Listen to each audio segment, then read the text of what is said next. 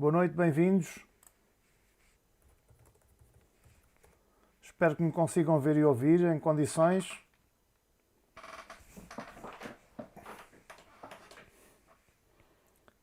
Conseguem ver-me e ouvir-me?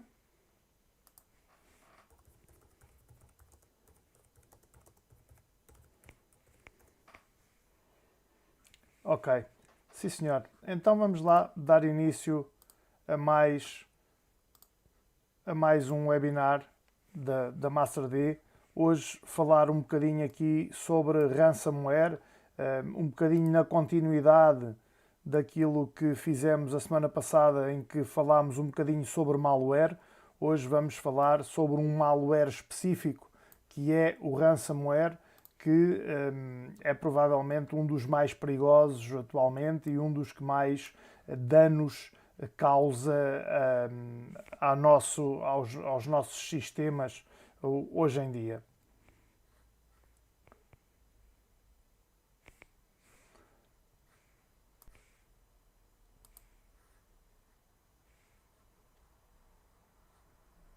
Vamos falar então aqui do ransomware e vamos perceber que o ransomware é um tipo de software que é criado para causar problemas, para causar danos, com o intuito de bloquear acesso a ficheiros, a arquivos e só libertá-los depois de pago um resgate, portanto, um valor em dinheiro que é obtido através de uma chantagem, digamos assim, que é feita com os utilizadores e que vai criar uma necessidade de pagar, digamos, aquilo que o hacker vai pedir por esses ficheiros para voltar a pessoa que foi atacada a ter acesso a eles. Podemos considerar então o malware como o ransomware como um malware que é, ao fim e ao cabo, um raptor, um sequestrador, se quisermos dizer assim.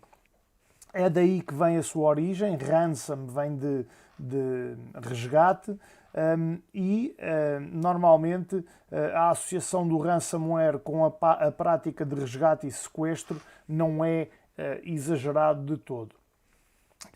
Normalmente os ransomware, os primeiros remetem para o final da década de 80. Na altura havia um vírus no MS-DOS que se chamava Casino, que a cada dia 15 de abril copiava os dados da memória RAM e do sistema de arquivos, da FAT, e apagava todo o conteúdo do disco rígido. O utilizador não tinha que desembolsar nenhum dinheiro, mas só podia recuperar os dados se pontuasse num jogo de casino que era mostrado no ecrã. Portanto, não era pedir dinheiro, mas era posto à prova pelos hackers para se só se obtivesse determinada pontuação é que eram restituídos os ficheiros.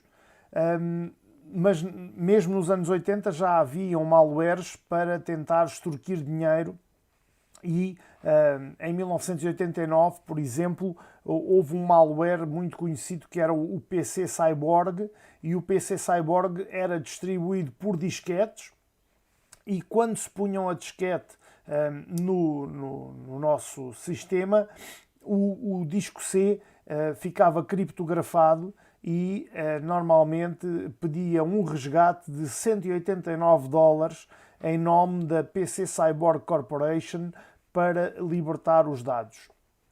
Foram desenvolvidas várias versões desse vírus invasor nos anos seguintes e todas tinham exatamente o mesmo intuito, todas tinham o objetivo de sacar dinheiro aos utilizadores que eram por eles infectados.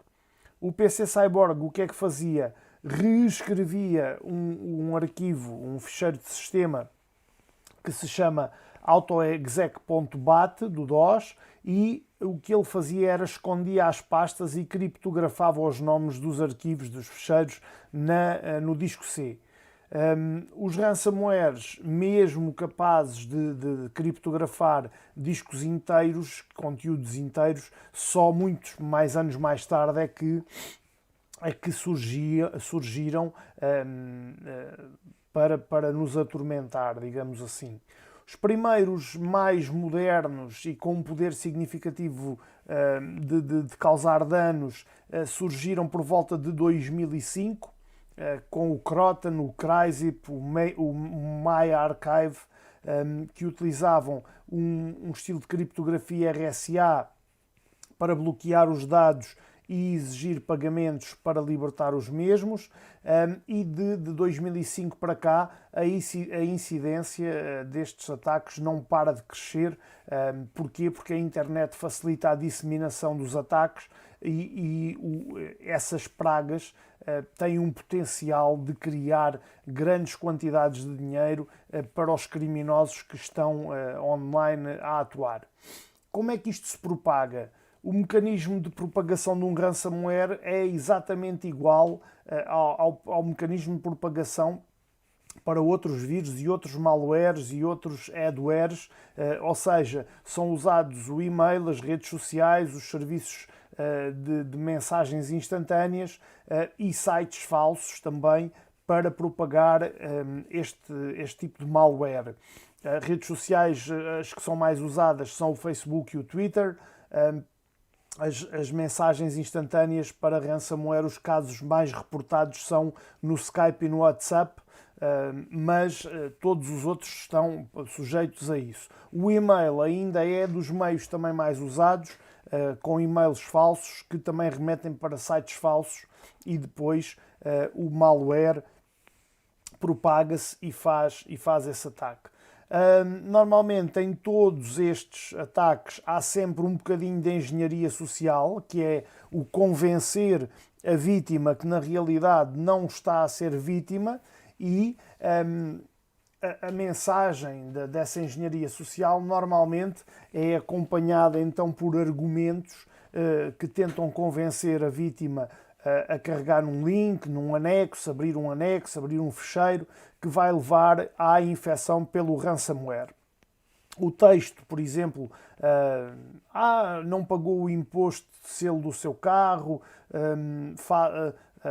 o banco mandou-lhe uma transferência, tem um processo pendente no tribunal, qualquer coisa que vai fazer com que vamos abrir um conteúdo e esse conteúdo vai despoletar o malware, despoletar o ransomware, sendo que depois normalmente já é tarde para nos salvarmos. Também há ransomwares que se tentam fazer passar por jogos, por aplicações e até por antivírus. Normalmente, nesse caso, o hacker vai usar uma página falsa que vai promover aquele software, vai enaltecer as suas vantagens, aquele software é o melhor software para isto ou para aquilo, e a pessoa vai acreditar que isso é legítimo. O ransomware por SMS não tanto, Luís. Há outros tipos de malware, sim, mas o ransomware nem tanto. Depois, porque o objetivo é criptografar ficheiros até mais de computadores do que de telefones. Mas também pode ser possível no caso de atacar sistemas telefónicos. Há casos de ransomwares que vão explorar falhas dos sistemas operativos, das aplicações, das extensões. E, exatamente, é mais isso, Sóstenes, sim senhor. Recebeu um e-mail de uma loja de comércio eletrónico a dizer que já a encomenda já está em entrega, quando na realidade não encomendámos nada, e tudo isso, ao clicar nos links, nos mails, vamos abrir o ransomware. Normalmente nós dizemos, mas eu não caio nisso. Às vezes até instintivamente, sem querer, clicamos, já abrimos, já foi. Portanto, não quer dizer que até o mais prevenido não caia ali no momento. Como é que depois o ransomware vai agir? Depois de contaminado o sistema, o ransomware vai partir para impedir a utilização dos ficheiros, ou seja, vai executar ficheiros, vai executar scripts que vão bloquear ou determinado conjunto de arquivos, de ficheiros ou de pastas, ou então mesmo o sistema inteiro. E como é que isso é executado? É executado de várias formas, dependendo da forma como o próprio malware, o código do próprio malware for desenvolvido e os recursos que esse malware vai explorar. Pode ser a tal falha de segurança, pode permitir a troca da password no sistema, por exemplo.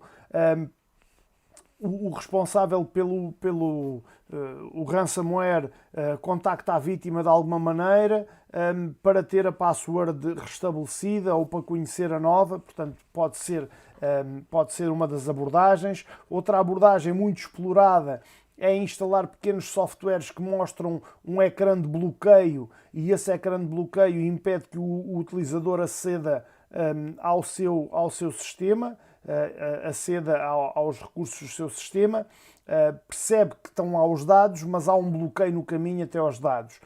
Normalmente, para pressão psicológica, alguns ecrãs mostram um contador a dizer que se o pagamento não for feito até determinado prazo, os arquivos serão apagados e depois mostram isso. Eu mostrei no webinar do malware aquele ecrã do Jigsaw, do filme, em que normalmente ele dizia que tinham 72 horas para efetuar o pagamento e a cada hora que não pagássemos, uma parte dos dados era apagada para aumentar a urgência do pagamento.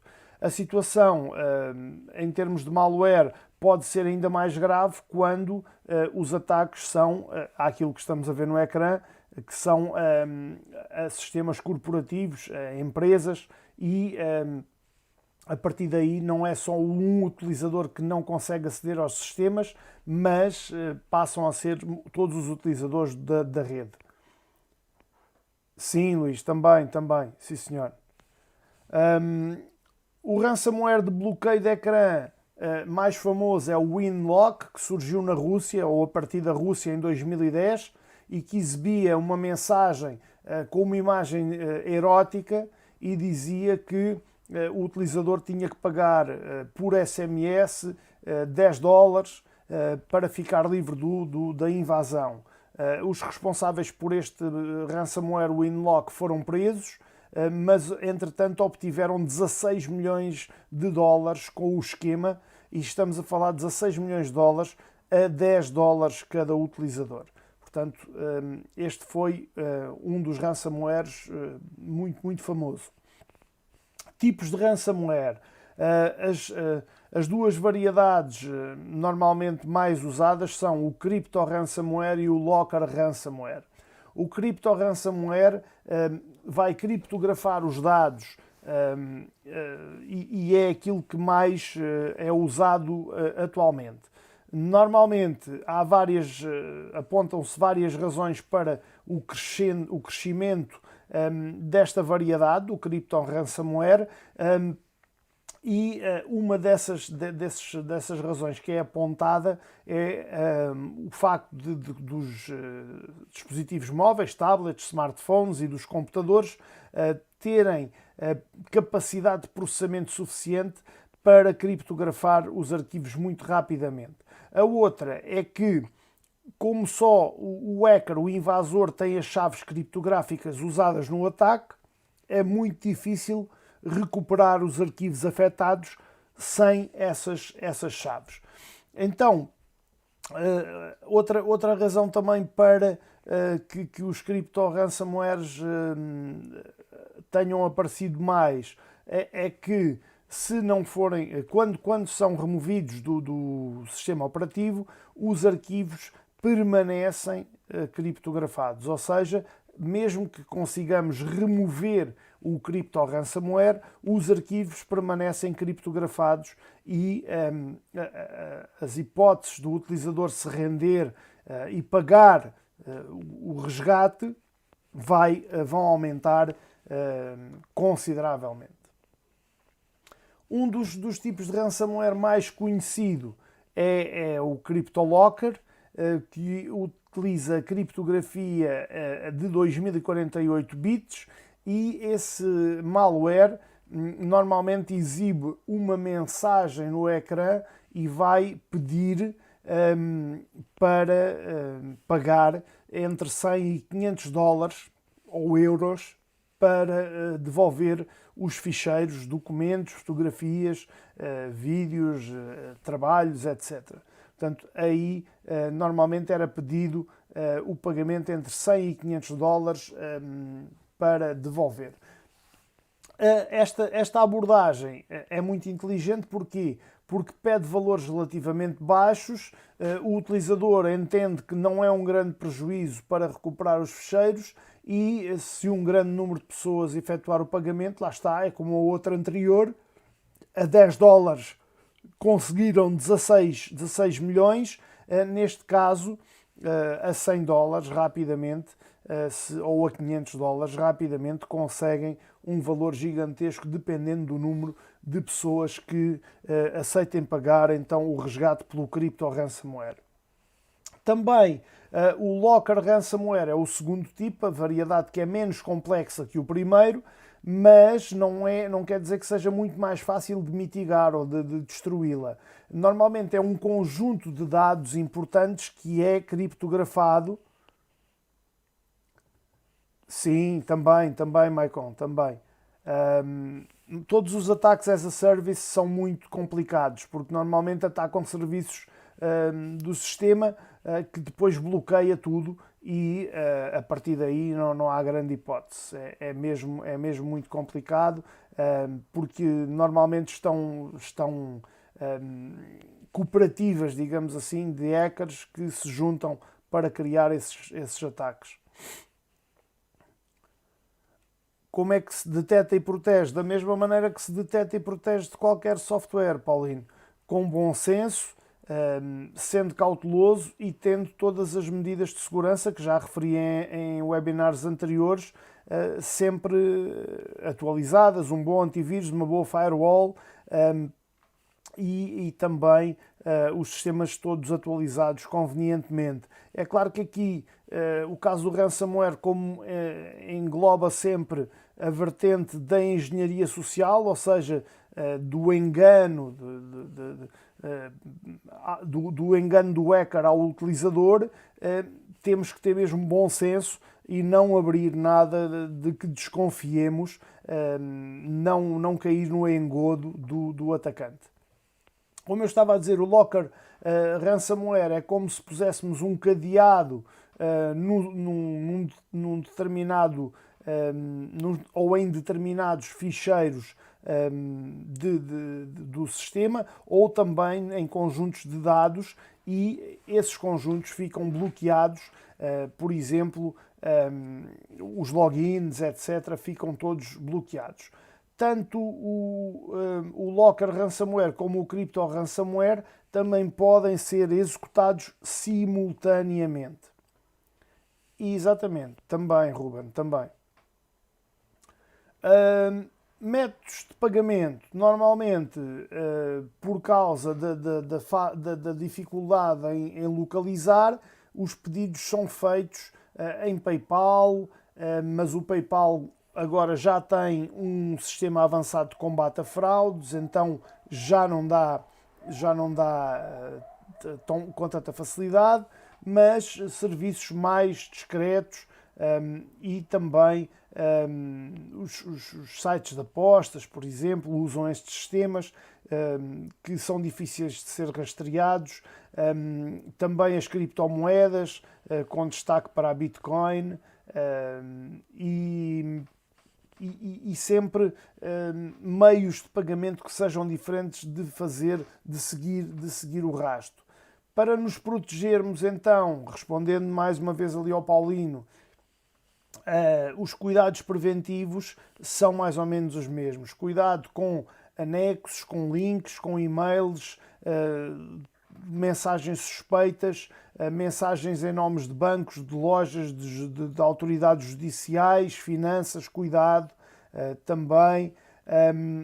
Atenção a links em redes sociais, serviços de mensagens instantâneas, mesmo que venha de uma pessoa conhecida, pode ter sido o dispositivo dessa pessoa contaminado e enviado a mensagem.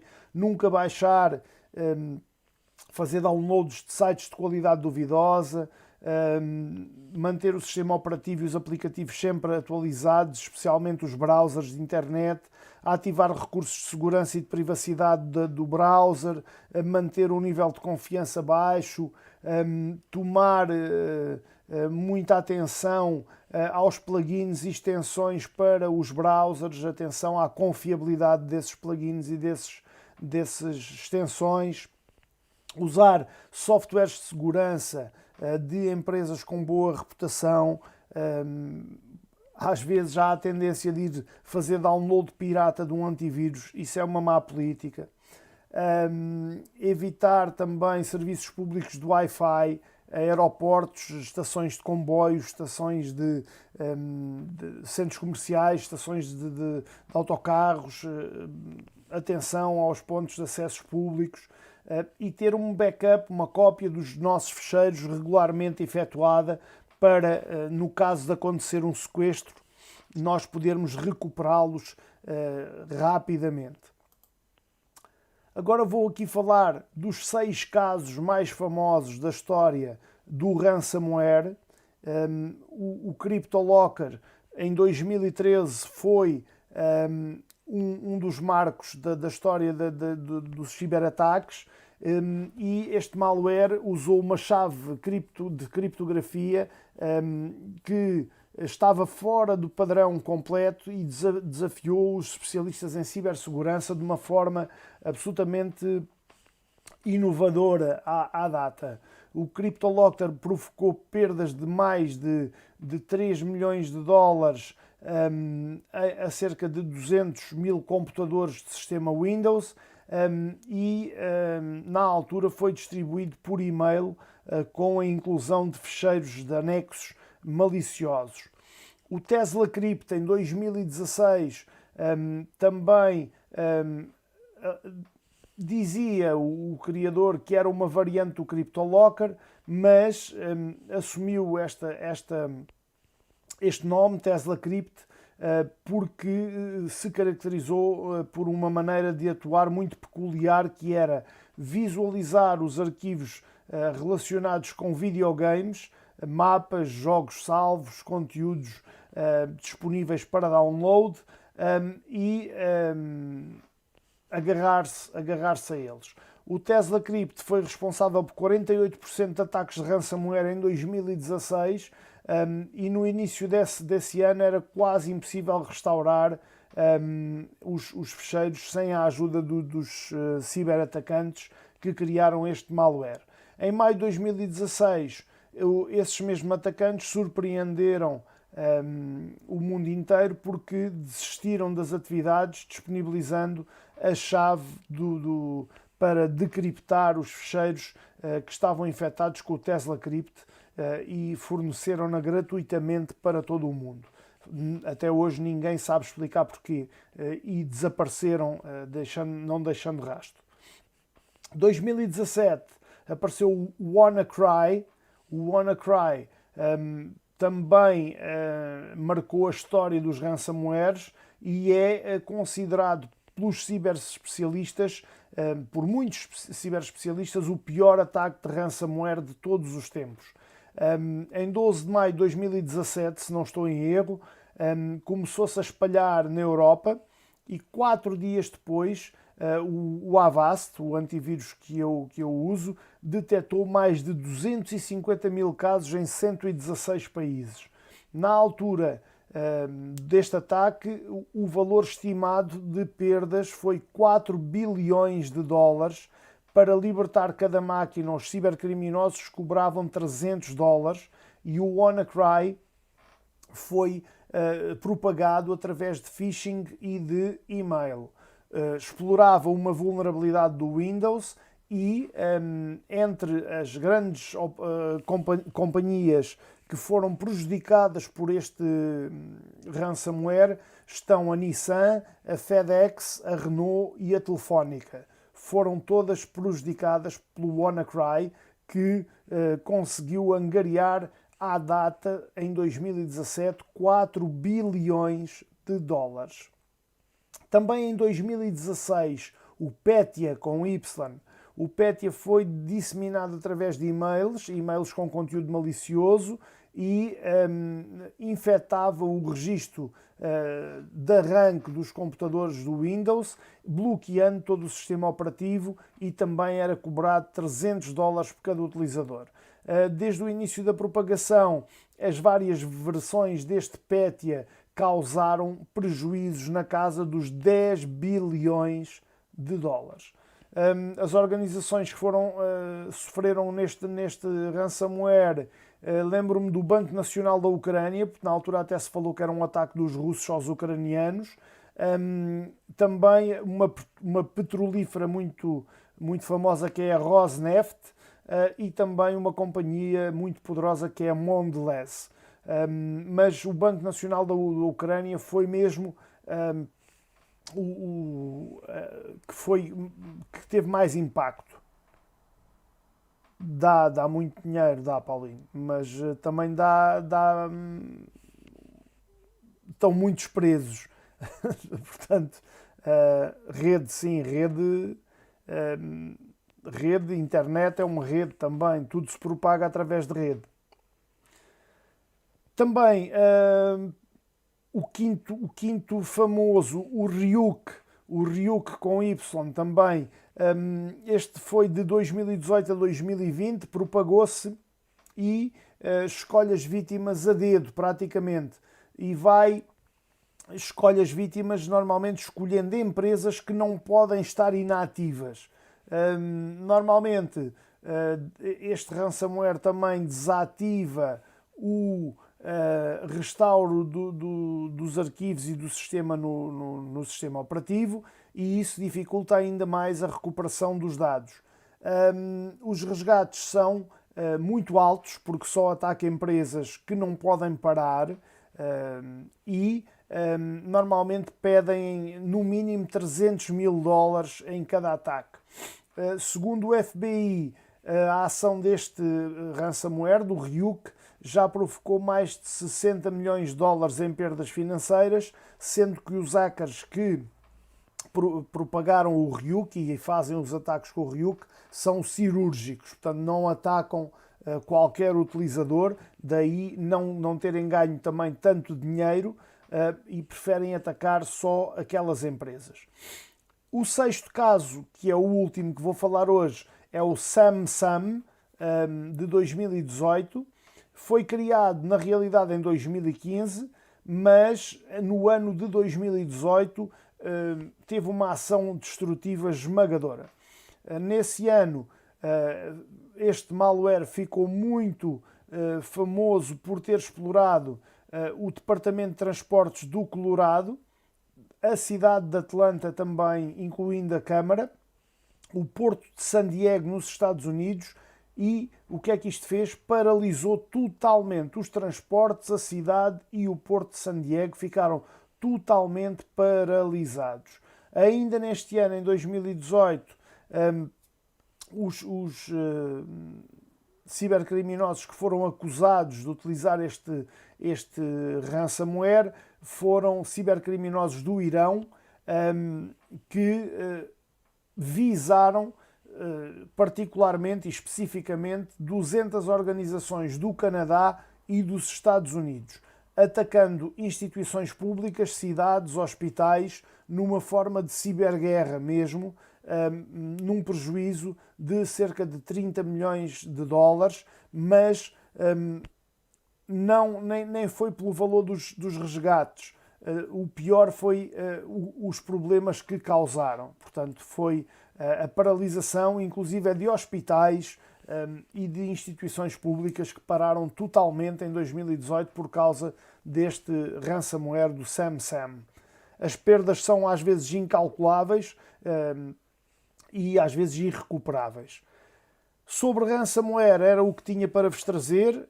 Espero que tenham gostado do webinar de hoje, que tenha sido elucidativo e que vos tenha ajudado também a olhar para esta praga com algum cuidado e alguma atenção.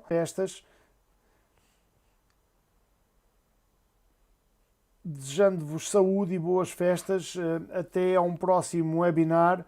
Apesar de hoje terem havido aqui duas pausazinhas na transmissão do YouTube, não sei se vocês notaram, mas houve aqui duas quebras na transmissão de poucos segundos, mas o YouTube tentou-me sabotar aqui o webinar, mas acabou por correr bem.